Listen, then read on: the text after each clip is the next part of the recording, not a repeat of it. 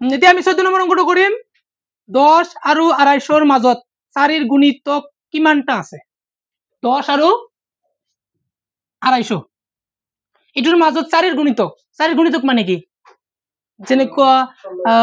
4 2 8 4 3 12 তাৰ মানে 10 ৰ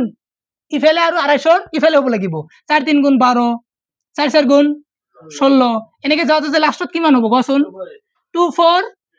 8 ত বিভাজ্য লৈকে হ'ব না নাই বাকি কিন্তু 250 টো নহয় আমি এইটোই লিখিম এই কোশ্চেনটো চাইছে লিখিম যে এনেকে লিখিম যে 10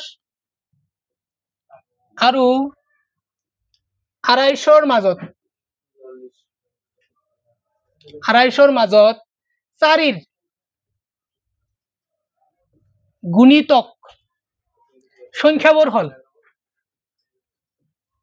সংখ্যাবোৰ হল কি কি কোৱাচোন 4 3 12 4 4 16 এনেকে লাষ্টত আমি কি লিখিম 2 4 8 লিখিম এতিয়া ইয়াৰ পৰা আমি ক'ব পাৰি এৰ মান কি ডিৰ মান কি এ আনৰ মান কি হয় না নহয় তো এ ইকুয়াল টু কি আছে 12 ডি ইকুয়াল টু কি লিখিবা কোৱাচোন 16 - 12 বিয়োগ কৰিলে কিমান থাকিব 4 এ আনৰ মান কিমান আছে 248 সেম আগৰটোৰ নিচিনা অংকটো ন n equal to 4 ফৰ্মুলাটো কি আছিল n equal to a plus n minus 1 into d